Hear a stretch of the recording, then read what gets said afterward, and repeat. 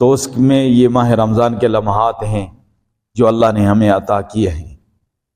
کہ پیارے محبوب صلی اللہ علیہ وسلم نے فرمایا کہ اذا دخل شہر رمضان فتحت ابواب الجنان، جب ماہ رمضان شروع ہوتا ہے تو رحمتوں کے دروازے کھول دیے جاتے ہیں، وغلقت ابواب النیران، اور جہنم کے دروازے بند کر دیے جاتے ہیں، وسلسلت الشیاطین، اور سرکش شیاطین کو قید کر دیا جاتا ہے۔ یہ اللہ تبارک و تعالی گویا کہ اللہ کا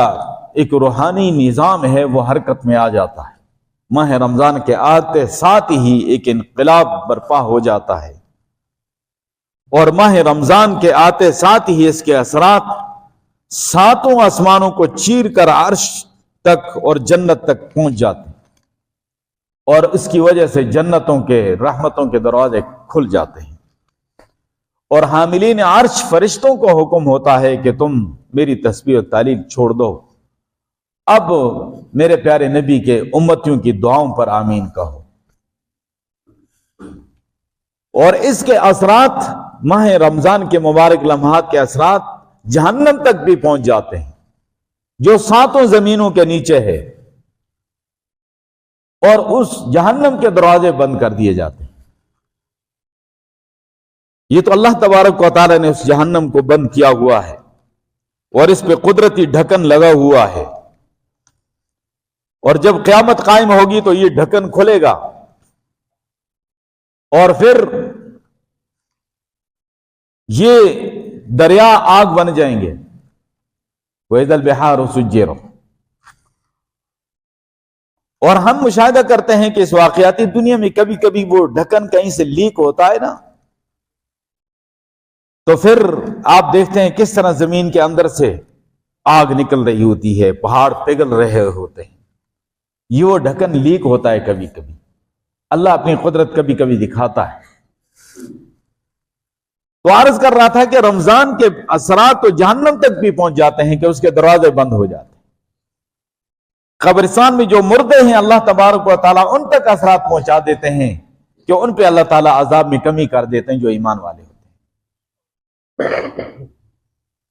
لیکن عجیب بات یہ ہے کہ مسلمان جو زندہ ہیں، جن کو اللہ نے موقع دیا، فرصت دی ہے، زندگی دی ہے، تو وہ رمضان کے اثرات کو قبول نہیں کر رہے، انہوں نے اپنے معمولات کو چینج نہیں کیا ہے، حالانکہ اس رمضان کے اثرات دنیا کے کونے کونے میں پہنچتے، اور ایک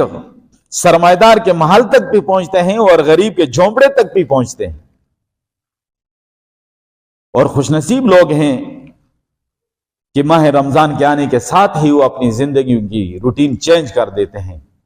اپنے معاملات کو چینج کر دیتے ہیں۔ تو بہرحال اس کی مثال ایسی ہی ہے کہ جیسے اللہ کی رحمت والی بارش ہو رہی ہو تو ہر چیز اس سے سیراب ہوتی ہے۔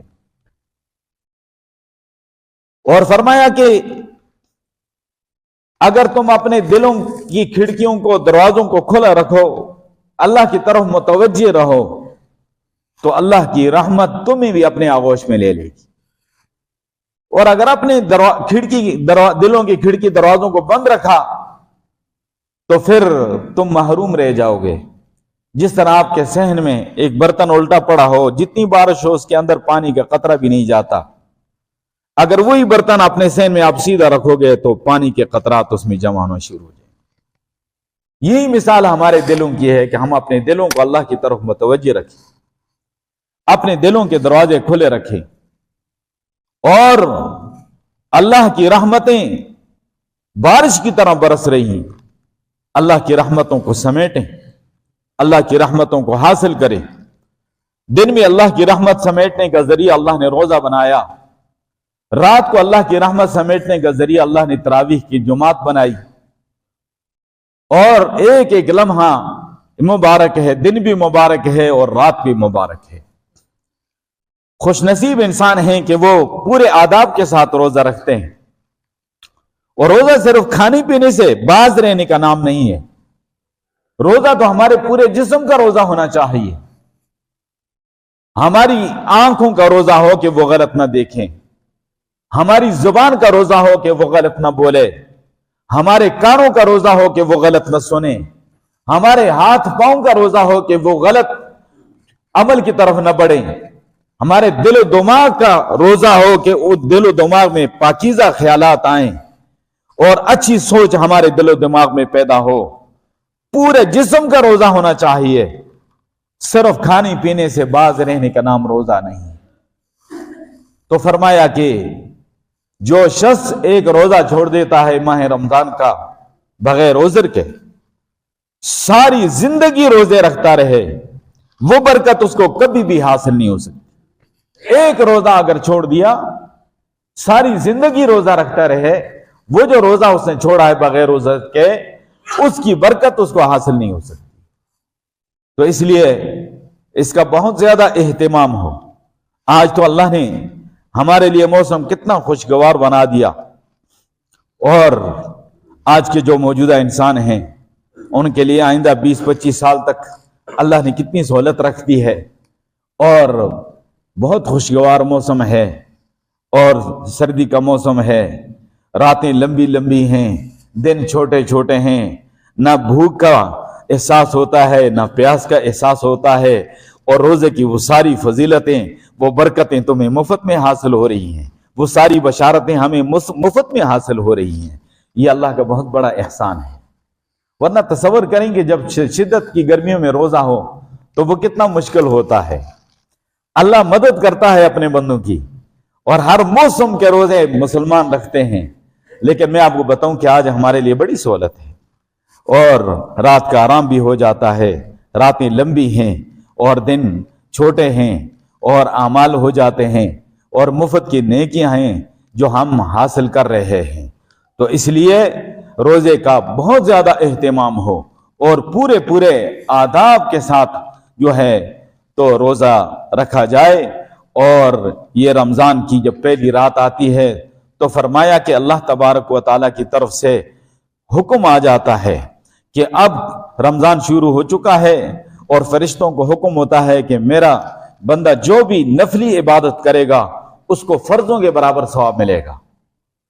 اور جو ایک فرض عمل کرے گا اس کو 70 فرضوں کے برابر ثواب ملے گا۔ ورنہ غیر رمضان میں آپ ہزاروں رکعت نفل پڑھتے رہیں، وہ نفل ہی رہے، لیکن یہ رمضان ہے کہ آپ نفل پڑھتے ہیں تو فرضوں کے برابر ثواب ہے، اور ایک فرض عمل کرتے ہیں تو 70 فرضوں کے برابر ثواب ہے۔ یہ اللہ تبارک و تعالیٰ نے گویا کہ اپنے مومن بندوں کے لیے یہ رحمت کے سلسلہ جاری کر دیا، اور گویا کہ نیکیوں کا یہ جو سیزن ہے اس میں یہ ایک سیل لگی ہوئی ہے کہ بھائی اس مہینے میں تم نفلی عبادت کرو تو فرضوں کے برابر ثواب حاصل کرو، اور فرض عبادت کرو تو 70 فرضوں کے برابر تمہیں ثواب ملتا ہے۔ جس طرح سیل لگا ہوتا ہے تو کہیں لکھا ہوتا ہے کہ ایک چیز خریدو تو ایک کی قیمت میں 2 چیزیں ملیں گی، کہیں لکھا ہوتا ہے کہ نصف قیمت میں یہ چیز تمہیں مل جائے گی، وغیرہ وغیرہ۔ تو یہ ایسے ہی ماہ رمضان جو ہے یہ نیکیوں کا سیزن ہے، اور اس میں اللہ تبارک و تعالی نے ہمیں اپنی رحمتوں سے مالا مال فرمانے کے لیے اللہ نے یہ قانون بنا دیا، یہ ضابطہ بنا دیا کہ ماہ رمضان جو ہے تو اس میں اللہ کا یہ قانون بن گیا کہ شہر جعل اللہ صیامہ فریضۃ، یہ وہ مبارک مہینہ ہے کہ جس کے روزے کو اللہ نے فرض کر دیا ہے، وقیام لیلہ تطوعا، اور اس کی رات کا قیام کو اللہ نے نفلی عبادت بنا دیا، اور فرمایا کہ من تقرب فیہ بخصلۃ کان کمن ادى فریضۃ فیما سواہ، جو شخص ماہ رمضان میں اللہ کا قرب حاصل کرتا ہے ایک نفلی عبادت کے ذریعے سے، وہ ایسا ہے گویا کہ غیر رمضان میں اس نے فرض عبادت جو ہے کی ہے۔ ومن ادى فریضۃ فیہ کان کمن ادى 70 فریضۃ فیما سواہ، فرمایا کہ جسے اس ماہ مبارک میں فرض ادا کیا گویا کہ غیر رمضان میں اس نے 70 فرض ادا کیے رمضان کے علاوہ۔ تو یہ اتنا عظیم اجر اور یہ ثواب مل رہا ہے، تو اس پہ ہم اللہ کا شکر ادا کریں اور اپنی خوش نصیبی جانیں، اور اپنے اس روحانی تربیتی یہ کورس کا جو مہینہ ہے اس میں ہم بہت زیادہ احتیاط کے ساتھ اس مہینے کو گزاریں، اور ایک ایک لمحے کو قیمتی جانیں، اور ہم اپنے اوقات کو بہت اس کی حفاظت کریں، اپنے اوقات کو ضائع ہونے سے بچائیں، اپنا ایک نظام الاوقات بنائیں، اپنا ایک ٹائم ٹیبل بنائیں، اس کے مطابق ہمارے سارے معمولات ہوں، اور زیادہ سے زیادہ وقت عبادت کے لیے ہو، زیادہ سے زیادہ وقت تلاوت کے لیے ہو، زیادہ سے زیادہ وقت ذکر اذکار کے لیے ہو۔ باقی دنیاوی معاملات ہیں وہ ہم نے کرنے ہیں ساتھ ساتھ، لیکن یہاں پر یہ چونکہ آخرت کی کمائی کا مہینہ ہے اور نیکیوں کا سیزن کا مہینہ ہے، تو اس میں ہم زیادہ توجہ اسی پہ دیں کہ ہم زیادہ سے زیادہ اعمال پہ اپنا وقت لگائیں اور زیادہ کوشش کریں۔ ہم